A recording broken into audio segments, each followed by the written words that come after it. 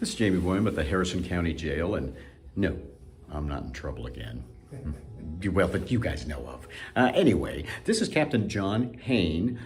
He kind of runs this place, right? Correct. Administrator. Correct. And you guys have been doing something a little different with the mail because, a lot of people don't think of it this way, but the mail can actually be dangerous, right? It can be, yes. Yes, we've had several officers over the past months, that would just opening the mail, going through it, touching it, and would fall in the floor, and they'd require medical emergency assistance. So and that's from the envelope is laced maybe or something. The envelope, and a lot of times the paper inside, they actually soak the paper that's inside with whatever their K2, usually fentanyl. They'll soak it, let it dry, then write the letters on it, and then put it in an envelope, mail it to the inmate in the jail. Wow. And then the inmates will sell it, distribute it somehow? Or? They do. They're usually the page is inconspicuously marked in certain locations where they know to tear it, and then they would sell those in. It looks like really like the size of a stick of chewing gum,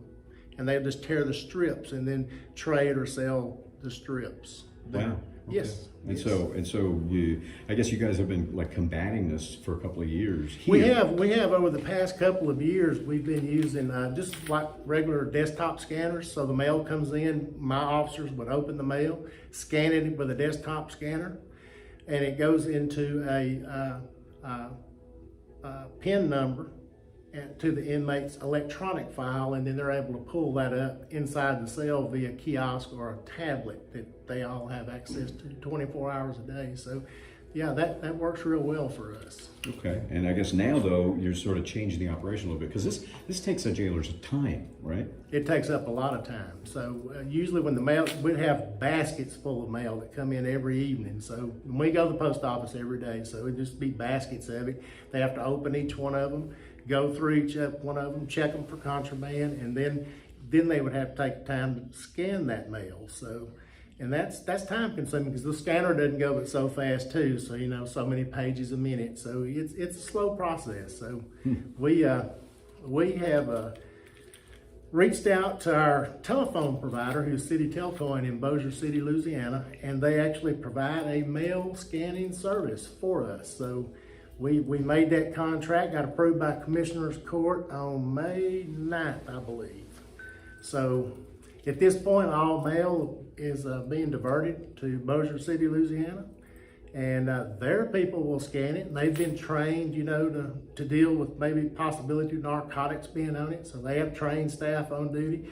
They scan it, and within minutes after it's scanned, the inmates have access to it electronically. So, all right, and then what happens to the actual physical mail? Well, after 30 days, they will destroy that mail, the originals, because once they have the electronic version of it, the original is no longer needed. And then, with the exception of privileged mail, legal mail, money orders, those are still mailed directly to us, and we deal with those on site. So that's the only thing. All personal, non-privileged mail is diverted. So legal mail, I guess you were saying you open it in front of the inmate. Right, that is opened in front of the inmate, then we scan that in as well. Nobody gets the original. Even the legal mail is scanned, and they receive it electronically, and then it's destroyed in front of the inmate. Okay. That's how we deal with that. Now, as far as where this mail comes from, you guys sometimes contaminated mail comes in and you go looking for the person that sent it? A lot of times we do go looking for the person that sent it, but a lot of times the addresses that the sender is using is a fake address. And in those instances, there's no way. And fingerprints, pretty much out of the question, because any mail that goes through the mail system has been handled by so many people, there's too many prints on it. Yeah, right. So, yeah. So it sounds like a pretty good system then. Pretty good system. It's been working for us. This getting a little help from City Telcoin is going to be a big help to us and a new system for us, but should help us in the long run. And when did it start? That began May 19th. Okay, all right. So, and I guess, do you know off the top of your head what the address is that people should mail to? Because it's not here anymore, right? No, it's not this address. It is going to be. I'll help you with a cheat sheet. That works. So all new mail going to inmates, personal mail, will go to Harrison County Jail, 4506 Marlena Street, Unit 7, Bossier City, Louisiana, 71111. So, you go. and just be sure that their PIN number is included, and what they're calling a PIN is actually an SO number. It's what we call an SO number. So that's unique to the person when they're booked in here, and it stays with them forever. So that's the number we use and what City Telecoin is calling a PIN. I got you. So it identifies the inmate and it's also his code to get Correct. into his It is a unique identifier.